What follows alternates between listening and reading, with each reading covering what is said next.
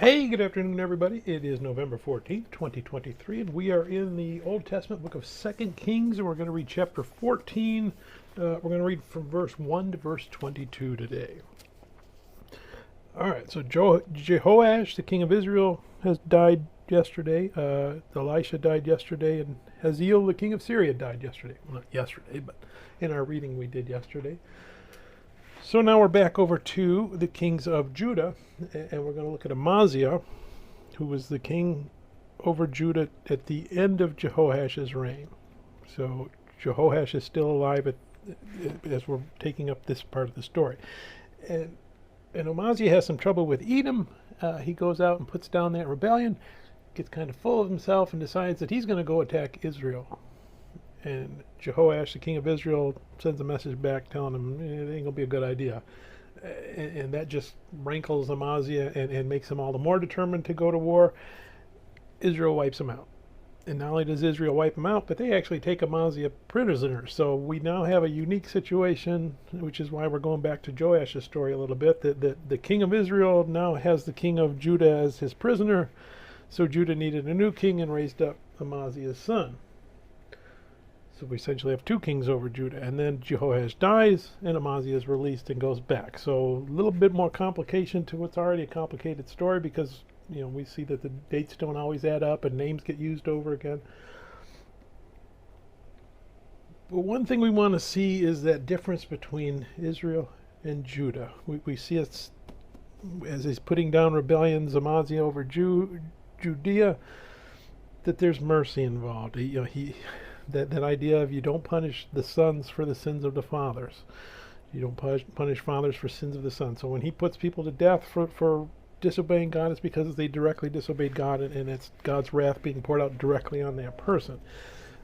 Whereas you had Jehu and Joash and all those Israel kings, they just go wipe out everybody who had anything to do with anything and leave nobody.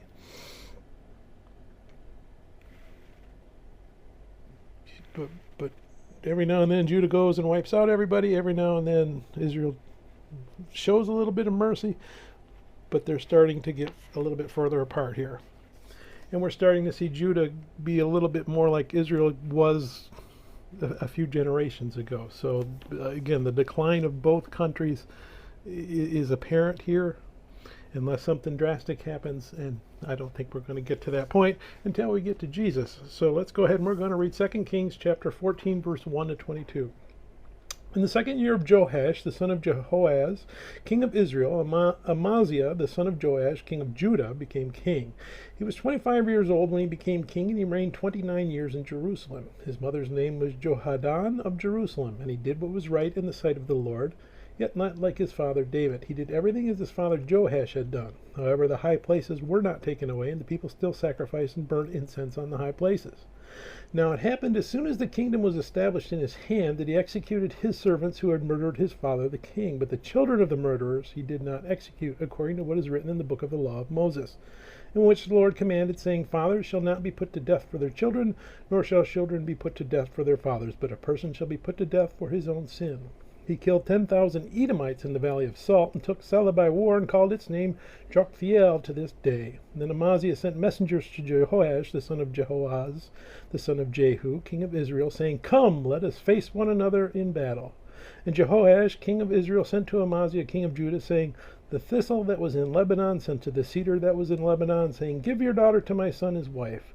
And a wild beast that was in Lebanon passed by and trampled the thistle. You have indeed defeated Edom, and your heart has lifted you up. Glory in that, and stay at home, for why should you meddle with trouble so that you fall, you and Judah with you? But Amaziah would not heed. Therefore Jehoash, king of Israel, went out. So he and Amaziah, king of Judah, faced one another at Beth-shemesh, which belongs to Judah. And Judah was defeated by Israel, and every man fled to his tent. Then Jehoash, king of Israel, captured Amaziah, king of Judah, the son of Jehoash, the son of Ahaziah, at Beth-shemesh. And he went to Jerusalem, and broke down the wall of Jerusalem from the gate of Ephraim to the corner gate 400 cubits. And he took all the gold and silver, all the articles that were found in the house of the Lord, and in the treasuries of the king's house, and hostages, and he returned to Samaria. Now the rest of the acts of Joash which he did, his might, and how he fought with Amaziah king of Judah, are they not written in the book of the Chronicles of the kings of Israel?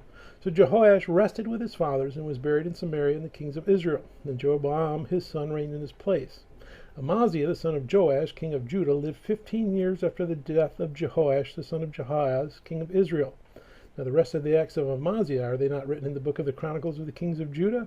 And they formed a conspiracy against him in Jerusalem, and he fled to Lachish. But they sent after him to Lachish and killed him there. Then they brought him on horses, and he was buried at Jerusalem with his fathers in the city of David.